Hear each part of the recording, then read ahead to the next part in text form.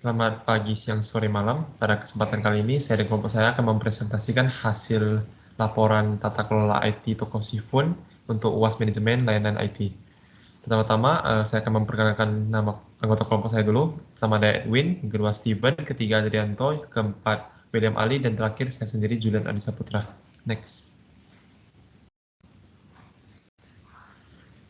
Pertama-tama masuk ke bab 1, yaitu pendahuluan. Pertama ada latar belakang. Latar belakang itu, Toko Sifun merupakan sebuah UMKM yang sudah berdiri sejak tahun 2017 yang dikenal oleh penghuni Anggrek Sari dan menjadi sebuah UMKM terpercaya.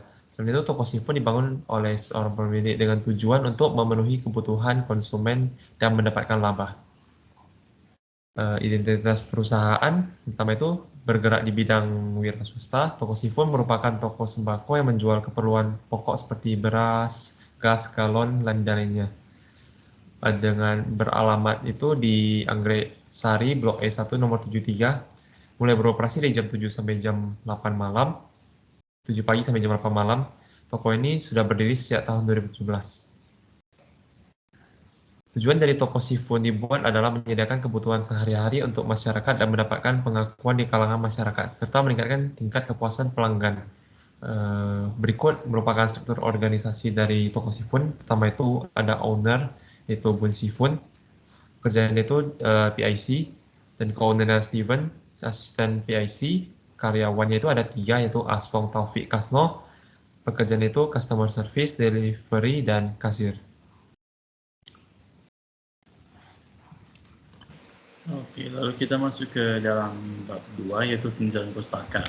Kita mulai dari yang pertama. Menurut Trias Ismi, RASI adalah suatu metode yang akan memudahkan untuk mengidentifikasi peran dan tanggung jawab anggota tim. Metode ini pernah disebut dengan Decision Right Matrix, namun kini RASI Matrix menjadi sebutan yang paling umum digunakan dan telah muncul sejak puluhan tahun yang lalu, membuat RASI Matrix sangat populer dan telah digunakan oleh banyak perusahaan besar. RASI juga merupakan suatu metode yang memudahkan untuk mengidentifikasi peran dan tanggung jawab anggota tim. Lalu yang kedua, menurut dari artikel ITG ID, ada 7 kategori enabler dalam COVID 5. Yang pertama yaitu prinsip, aturan, dan kerangka kerja, proses, struktur organisasi, budaya, etika, dan perilaku, informasi, layanan, infrastruktur dan aplikasi, orang, keahlian, dan kompetensi. Lalu COVID didasari pada 5 prinsip antara lain: meeting stakeholder needs, covering the enterprise end-to-end, applying a single integrated framework, enabling a holistic approach, dan separating governance from management. Lalu yang ketiga, berdasarkan pada game Technoblock, OBIT atau Control Objectives for Information and Related Technology merupakan sebuah kumpulan dokumentasi dan panduan yang telah digunakan oleh banyak organisasi. Teknologi ini menggabungkan banyak konsep dan teori fundamental dari literatur akademik di bidang manajemen umum dan IT. Lalu lanjut ke bab 3.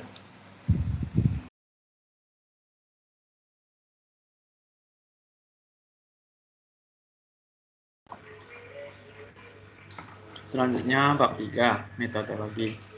Di metode penelitian yang dilakukan oleh penulis yaitu melalui studi literatur atau metode kajian pustaka. Jadi dengan menggunakan beberapa referensi buku atau dari referensi lainnya yang merujuk pada permasalahan yang dibahas. Langkah-langkah pembahasan masalahnya dimulai dengan menentukan masalah yang akan dibahas dengan melakukan perumusan masalah, melakukan langkah-langkah pengajian masalah, penentuan tujuan dan sasaran, dan perumusan jawaban permasalahan dari berbagai sumber. Selanjutnya masuk ke keempat, pembahasan. Di sini ada proses bisnis, itu ada supplier, stok gudang, toko, dan customer. Jadi masing-masing memiliki tugas masing-masing. Jadi supplier itu bertugas untuk dalam proses bisnis itu penyedia stok produk pada toko Sifun.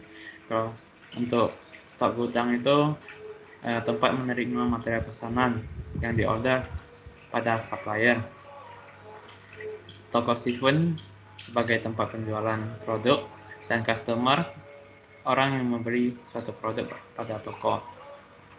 Jadi ada proyek yang dijalankan, yaitu stakeholder internal dan eksternal. Untuk bagian stakeholder internal ada dua, owner dan co-owner. Kalau eksternal ada supplier dan customer. Selanjutnya ke rasi matrix. Di sini rasi itu suatu matriks yang efektif untuk membagi tugas dan bertanggung jawab kepada para anggota. Dan rasi matrix adalah suatu alat yang efektif untuk menjelaskan peran individu dalam suatu kelompok. Jadi di bawah ini ada 4 rasi matrix, yaitu responsible, yaitu orang yang bertanggung jawab untuk melakukan tugas yang diembannya hingga selesai. Selanjutnya ada accountable, yaitu mereka yang bertanggung jawab dengan seluruh tugas yang dilimpahkan ke anggota timnya. Selanjutnya consulted, bertugas untuk memberikan informasi seputar proyek yang dikerjakan. Dan terakhir informat, yaitu anggota yang selalu mendapatkan informasi tentang kemajuan dari proyek yang dijalankan. Di sini ada tabel untuk pekerjaan mengisi produk ke dalam gudang, R, ownernya R, co-ownernya C, dan karyawan I. Mengisi produk ke toko dari gudang, owner A atau R, co-owner R, dan karyawan R. Pekerjaan berkonsultasi dengan sales untuk penyedia suatu produk dalam gudang, owner R atau C, co-owner I, karyawan I. 4. Melayani konsumen, owner A, co-owner R, dan karyawan R. Pengiriman barang pesanan ke konsumen, owner A, co-owner I, dan karyawan R atau C. Proses pembayaran oleh konsumen, owner A, co-owner R atau A, dan karyawan R atau I. Dan terakhir membuat laporan keuangan, owner A, R, co-owner R, dan karyawan tidak ada.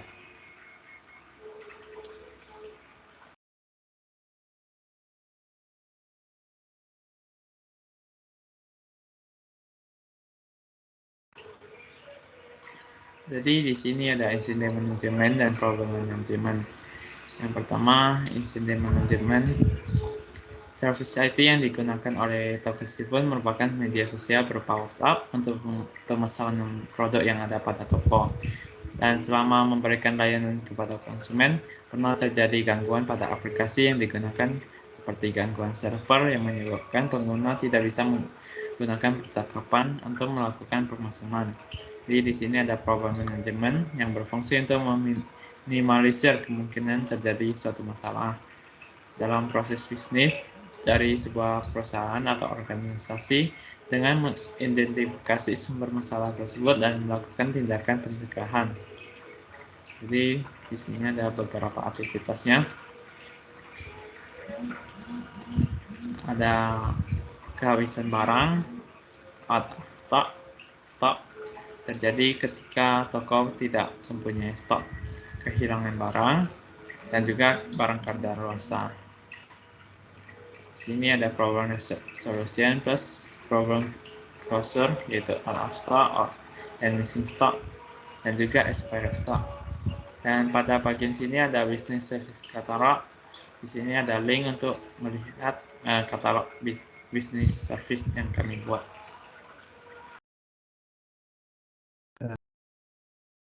Selanjutnya saya akan menjelaskan mengenai OBIT5. OBIT5 adalah kerangka atau framework bagi pengelolaan teknologi informasi yang secara lengkap terdiri dari Executive Summary, Framework, Control Objective, Audit Guidelines, Implementation Toolset, serta Management Guidelines yang sangat berguna untuk proses sistem informasi strategis. OBIT5 memiliki 5 prinsip untuk menjalankan governance dan manajemen suatu IT enterprise. Prinsip OBIT5 yang maksud adalah sebagai berikut. Yang pertama, memenuhi kebutuhan stakeholder. Perusahaan hadir untuk menciptakan nilai bagi pemangku kepentingan dengan menjaga keseimbangan antara realisasi laba dan risiko, serta optimalisasi penggunaan sumber daya. Lalu yang kedua ada menangani seluruh sistem TI perusahaan. COVID-5 mengintegrasikan tata kelola TI perusahaan ke dalam tata kelola perusahaan. Oleh karena itu, sistem tata kelola yang diusulkan oleh COVID-5 untuk TI perusahaan dapat berhasil diintegrasikan ke dalam sistem tata kelola yang apapun. COVID-5 berisi semua fitur dan proses yang diperlukan untuk mengatur dan mengelola informasi perusahaan dan teknologi yang memproses informasi ini. Yang ketiga adalah bersifat tunggal alias berwujud framework yang diintegrasikan. COVID mampu berjalan berdampingan dengan standar dan framework yang sudah dijalankan lebih dulu. COVID juga mampu menyempurnakan performa framework lain. Supaya beroperasi dengan baik, sistem ini pun menyertakan fitur High Level Mapping COVID atau Enabling Processes. Ada beberapa standar dan praktik terbaik terkait TI, yang masing-masing memberikan beberapa pedoman untuk kegiatan TI. COVID-5 adalah kerangka kerja tunggal yang terintegrasi. Alasannya adalah sebagai berikut. Yang pertama, COVID-5 dikoordinasikan dengan standar dan kerangka kerja lain yang relevan saat ini untuk memungkinkan perusahaan menggunakan COVID-5 sebagai kerangka kerja yang komprehensif dan terintegrasi untuk tata kelola dan manajemen. Yang kedua, COVID-5 sangat komprehensif di seluruh perusahaan dan memberikan dasar untuk integrasi yang efektif dari kerangka kerja, standar, dan praktik lainnya yang ada. Yang ketiga, COVID-5 menyediakan arsitektur sederhana untuk mengedit materi, paduan, dan membuat produk yang konsisten.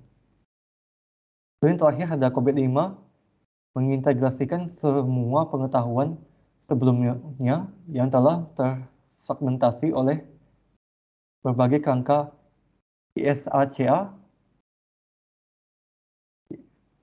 ISACA telah mengembangkan beberapa framework seperti COBIT, for IT, RIS IT, PMIS, dan ITAF. COVID-5 mengintegrasikan semua pengetahuan ini. Lalu yang keempat ada memungkinkan adanya pendekatan menyeluruh atau holistik. Tata kelola dan manajemen TI perusahaan yang efektif dan efisien memerlukan suatu pendekatan yang menyeluruh dan melibatkan beberapa komponen yang saling berinteraksi. COVID-5 mendefinisikan kerangka pemicu untuk mendukung implementasi sistem yang komprehensif tentang tata kelola dan manajemen TI perusahaan. Pemicu secara luas didefinisikan sebagai suatu hal yang apapun yang dapat membantu mencapai tujuan perusahaan. Yang kelima, memisahkan pemerintahan dengan manajemen. Kerangka COVID-5 memuat suatu perbedaan yang jelas antara tata kelola dan manajemen. Dua disiplin yang berbeda ini juga meliputi aktivitas yang berbeda, memerlukan struktur organisasi yang berbeda dan melayani tujuan yang berbeda pula. Kunci perbedaan antara tata kelola dan manajemen COVID-5 adalah: pertama, tata kelola menjamin bahwa kebutuhan stakeholder, kondisi-kondisi dan pilihan-pilihan selalu dievaluasi untuk menentukan tujuan perusahaan yang seimbang dan disepakati untuk dicapai, menentukan arah melalui penentuan prioritas dan pengambilan keputusan, dan memantau pemenuhan untuk unjuk kerja terhadap tujuan dan arah yang disepakati. Lalu yang kedua ada manajemen bertugas untuk merencanakan, membangun, menjalankan, dan memantau aktivitas dalam kerangka penyelarasan dengan arah perusahaan yang telah ditentukan oleh badan pengelola atau tata kelola untuk mencapai tujuan perusahaan. Next akan dijelaskan oleh Ali. Informasi Teknologi Infrastruktur Library atau disingkat ITIL. Itu merupakan sebuah kerangka kerja yang dirancang untuk membaku pemilihan, perencanaan, pengiriman, pemilihan layanan IT dalam bisnis. Tujuan dari sistem untuk meningkatkan efisien dan mencapai pemberian layanan yang telah diprediksi.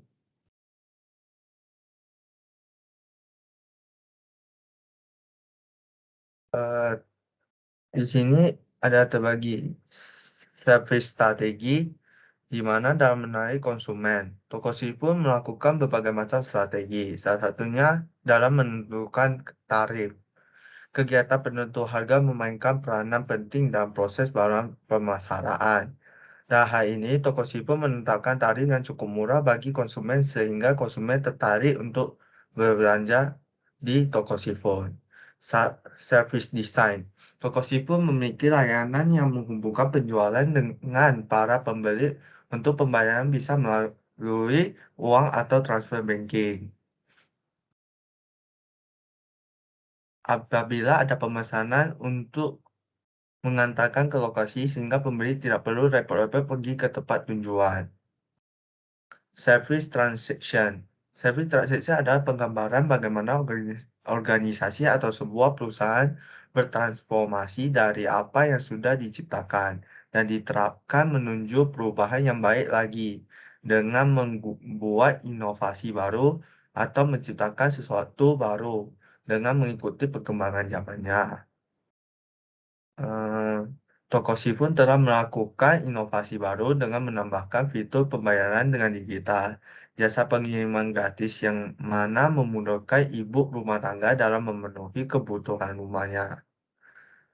Service operation. Service operation adalah layanan harian terhadap kebutuhan para pelanggan. Contohnya, yang pertama, kebutuhan pokok, misalnya beras, sayur, minyak, kebutuhan alat dapur, spons, sabun cuci piring, kebutuhan makanan dan minuman ringan seperti snack dan minuman soda. Continuous service improvement dan perkembangan literasi konsumen tidak hanya menjadi tolak ukur dari keberhasilan pemasaran suatu produk atau layanan, tetapi menjadi dasar untuk konsumen dalam merekomendasi produk atau layanan kepada orang lain. Salah satu faktor yang perlu untuk diperhatikan adalah upaya meningkatkan kualitas produk atau jasa. Perusahaan perlu melakukan riset untuk mengidentifikasi produk atau jasa mana yang dominan, penting bagi kebutuhan konsumen sehingga posisi relatif perusahaan di mata konsumen dapat diketahui.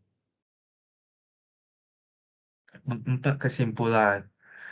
Kesimpulan kami meningkatkan perusahaan yang menggunakan tata kelola TI muncul karena semakin tinggi peran teknologi informasi dalam membangun dan menggunakan kinerja suatu perusahaan. Dengan begitu, layanan IT bisa menjadi sebagai faktor pendorong sukses bagi perusahaan.